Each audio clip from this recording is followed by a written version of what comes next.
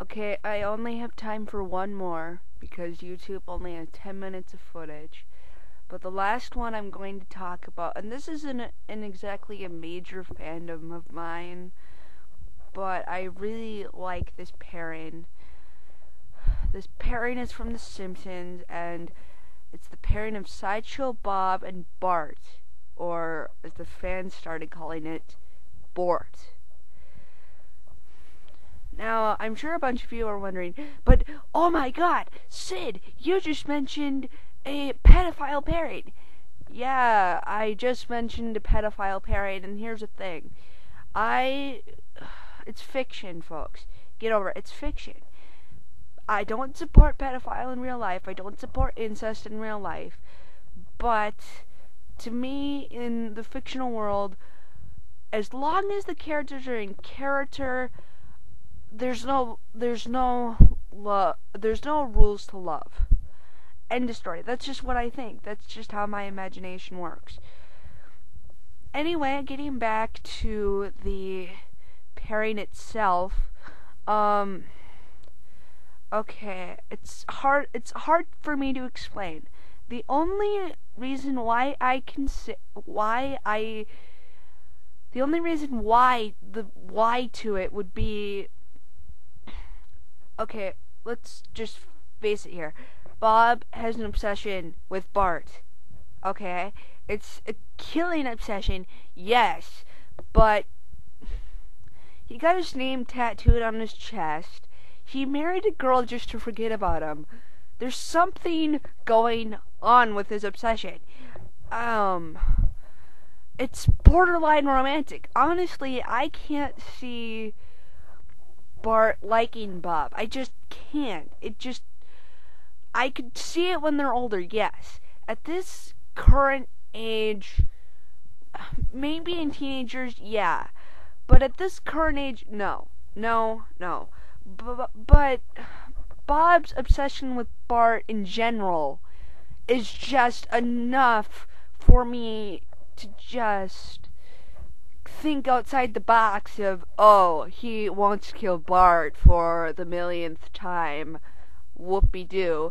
Just for me to think outside the box and just think, well, gee, what if there's more to this obsession than meets the eye? Nudge, nudge, wink, wink. I mean, okay. And also, there's the line, there's the infamous line, and honestly, I haven't seen this episode yet, but I know the line very well.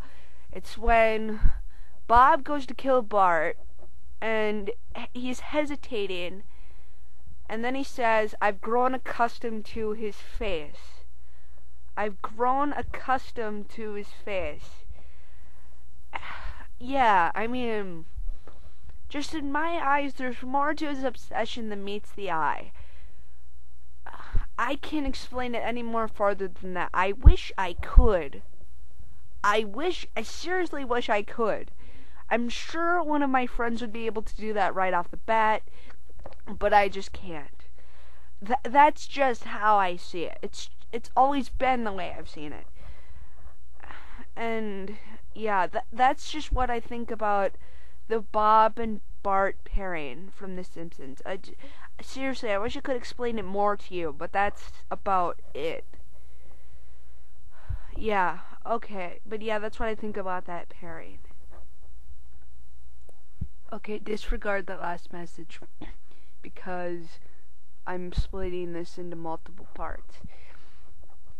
So the next pairing I'm going to talk about is from South Park, the controversial show that's been running for 10 or so years. And the pairing that I'm going to talk about in South Park would be Stan and Kyle, or the fans like to call it Style, which in Style just kind of pisses me off because, well, the word does, because whenever I see the word Style now, I think of that. Okay, anyway, as I mentioned with Walter and Perry, yes, I do like best friends turning into couples in fiction, at least most of the time. This is definitely one of those that yes, once they grow up out of their 8, 9-year-old state, then yes, for sure I can see them liking each other or going out or whatever once they're teenagers. Like a bunch of the fans can see, because there's Stan and Kyle stuff all over the place. There's stuff on DeviantArt, there's stuff on fanfiction.net. It's basically everywhere you go and you look for South Park.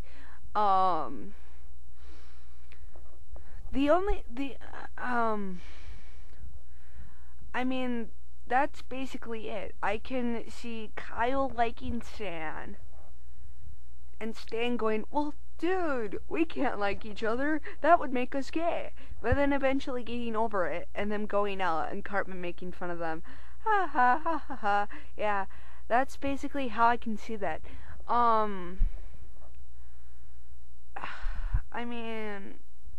the reason why, there's hintings throughout the series. I can't think. Well, wait, hold on.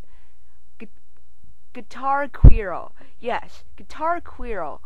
The major hinting in the series that I can think of for these two would be the line of, "I don't need you anymore. I know, I need you." That just kind of set me off for that specific pairing in general. It would just seem to work. The chemistry between them would just work. That sounded so stupid, but it would just work.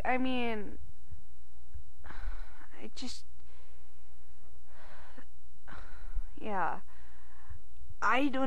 I'm not sure if that counts as a reason why, but in my brain it would just work because they're such good friends. I can just see them turning into a couple. I can just see them turning into a couple without going out of character, which is amazing. But yeah, that's how I see the Stan and Kyle pairing from South Park. Okay, I believe this is going to be the last pairing I'm going to discuss, because honestly I could go on forever on pairings that I support. But Tora, I know you're going to love me for this. The final pairing I'm going to talk about is from Chowder. And it's the pairing that a lot of people in the fandom support. It's Chowder and Panini. Now, okay. See,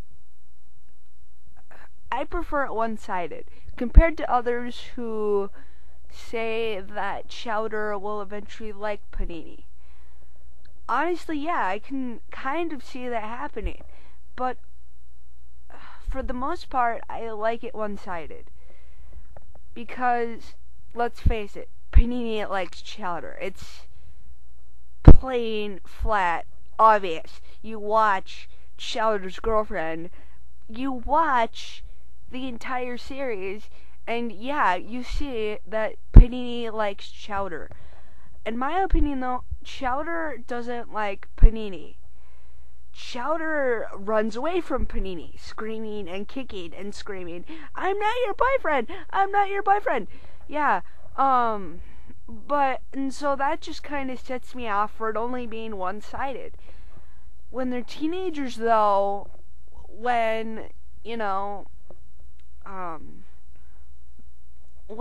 they go through puberty and all that hormonal crap, yeah, I can see Chowder liking Panini because as far as I can tell, she's about the only girl his age that's in the show. And there's other female characters in the show, yeah, but they're all older, which I don't mind. But yeah, I can only see it one-sided as of right now. I can kind of see Chowder liking Panini as a friend, but for the most part, the reason why, it's just Panini has this little dog, or I don't want to say dog crush, that sounded so wrong. She has this little school crush on him, and it's cute to watch. It's cute for her to go up to him and say, "Hi, Chowder," and look at him all daydreaming and whatnot, and for Chowder to run away screaming. It's fun to watch, and it's actually humorous to watch. I mean, just being one-sided, it's quite frankly, I find it adorable. But like I said, for the most part, I only like it one-sided. As teenagers, I'd have to play with that a little bit. So, expect some type of fan fiction out of that, folks.